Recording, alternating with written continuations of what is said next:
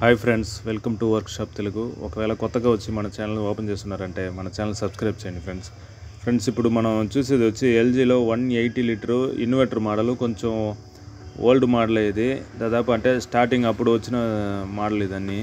దీంట్లో ప్రాబ్లం ఏమంటే మనకు బల్బ్ అయితే వెలుగుతుంది కానీ మనకు కంప్రెసర్ అయితే రన్ అవ్వాలా, ఫుల్ సైలెంట్గా ఉంది. బోర్డు లోపలికి ఫస్ట్ మనం స్విచ్ చేయగానే వచ్చే సప్లై కూడా రాలా. సరేనేసి మెయిన్స్ కార్డ్ అన్నీ చెక్ చేసినాము. మెయిన్స్ కార్డ్ బాగుంది, ఎక్కడ వైర్లు ఏం కట్ అవ్వాలా. మెయిన్స్ కార్డ్ బాగుంటేనే మనకు లోపల బల్బు కూడా వెలుగుతుంది. మనం ఇప్పుడు ఏం చేస్తున్నామంటే మనకు మెయిన్ వచ్చి దీంట్లో పేస్ వచ్చి మనకు థర్మాస్టాటర్ లోపల వచ్చేసి ఇక్కడ నుంచి రిటర్న్ వస్తుంది అనమాట బోర్డుకి, ఆ కంప్రెసర్ సెక్షన్కి. అక్కడి నుంచి వచ్చే సప్లై రాలేదంటే మనకు బోర్డు అయితే ఆన్ అవ్వదు. ఆన్ అవుతేనే మనకు వచ్చి కంప్రెసర్ అనేది రన్ అవుతుంది అనమాట. సో మనం ఏం చేస్తున్నామంటే థర్మాస్టాటర్ చెక్ చేస్తున్నాము. చూస్తే థర్మాస్టాటర్ అయితే కంటిన్యూటీ అయితే రాలేదు. మళ్ళీ ఈ రెండు వైర్ వచ్చి మనం ఆ పిన్లు వచ్చి మనం డైరెక్ట్ చేసి ఆన్ చేస్తున్నాము. ఇది లెక్క ఏమంటే మెయిన్ పేస్ వచ్చి ఈ బోర్డుకి వస్తుంది. బోర్డు నుంచి ఆ వచ్చే వైర్కి స్ట్రైట్గా లోపల థర్మాస్టాటర్కి పోయేసి అక్కడి నుంచి రిటర్న్ వస్తుంది అనమాట. వైట్ కలర్ వైర్లో మనం ఇప్పుడు పెరికే వైర్లో వైట్ కలర్ వైర్కి ఇన్పుట్గా వస్తుంది. పైన థర్మాస్టాటర్కి పోయేసి వైట్ కలర్ వైర్కి ఇన్పుట్గా రిటర్న్ వస్తుంది. లోపల పోయే వైర్ అయితే అవతల ఒక సాకెట్ ఉంటుంది, దాంట్లో వచ్చి రెడ్ కలర్ వైర్ అనమాట.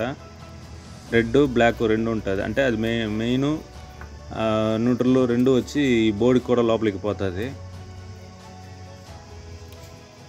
ఇది రెండు తీసుకునేసి మనం ఇప్పుడు లోపల డైరెక్ట్ చేసినాం కాబట్టి ఈ రెడ్ వైరు ఈ వైట్ వైర్కి వచ్చి కంటిన్యూటీ మనకు వచ్చిందంటే అంటే బోర్డు వరకు మనకు సప్లై వచ్చినట్టే లెక్క. అంటే ఇప్పుడు థర్మాస్టాటర్ డైరెక్ట్ చేసినాం కాబట్టి ఖచ్చితంగా రావాలా.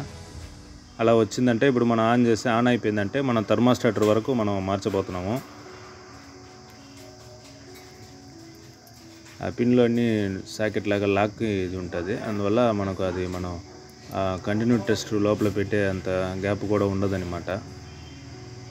అదన్నీ మనం తీసేసి చూస్తే మనకైతే కంటిన్యూటీ వచ్చింది. సో థర్మాస్టాటర్ నుంచి పోయే వైరింగ్లన్నీ బాగుంది. మనకు థర్మాస్టాటర్ పోవడం వల్ల అక్కడి నుంచి మనకు సప్లై అయితే రాలేదన్నమాట.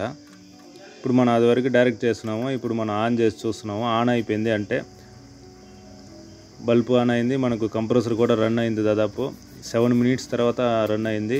ఐస్ కూడా బాగా వస్తుంది, అంటే అన్నీ బాగుంది అనమాట. థర్మాస్టాటర్ ఒకటే పోయి ఉన్నది.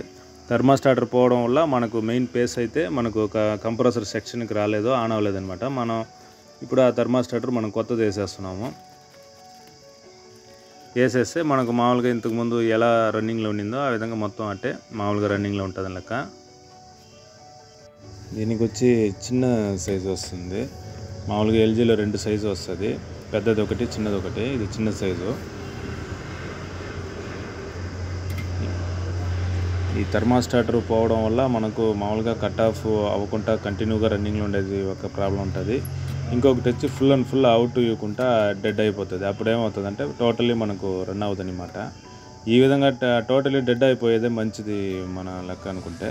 ఈ విధంగా మామూలు డైరెక్ట్ అయిపోయి కంటిన్యూ రన్నింగ్లో ఉండి అది మొత్తం ఐస్ గడ్డ కట్టి కంప్రెసరు రెస్ట్ లేకుండా రన్నింగ్లో ఉండి మన కరెంటు బిల్లు వచ్చి కంప్రెసర్ పోయి కింద కూలింగ్ సకరంగా రాక చాలా ప్రాబ్లమ్స్ వస్తుంది. ఇది డెడ్ అయిపోయేటట్టే ఉండాలా. బాగా పని చేసేటప్పుడు బాగుండాలా, పని చేయలేదంటే డెడ్ అయిపోవడం మంచిది అలాగైతే. ముందు మనం డైరెక్ట్ చేస్తున్నాము. ఇప్పుడు ఆ పిన్లన్నీ మళ్ళీ కొత్త థర్మాస్టాటర్కి ఇచ్చేసి ఫ్రిడ్జ్ అయితే ఆన్ చేస్తున్నాము. ఖచ్చితంగా ఆన్ అవుతుంది.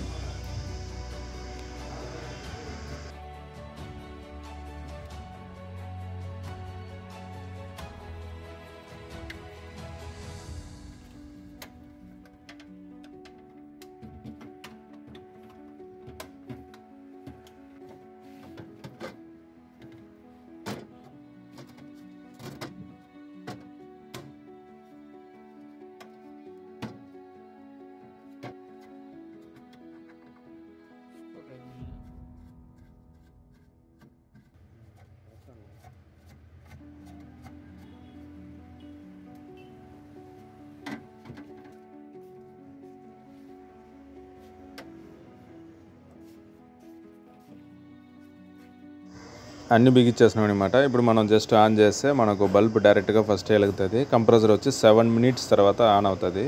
ఫ్రెండ్స్, ఈ ఇన్ఫర్మేషన్ నచ్చిందంటే లైక్ చేయండి, మర్చిపోకుండా మన ఛానల్ సబ్స్క్రైబ్ చేయండి ఫ్రెండ్స్.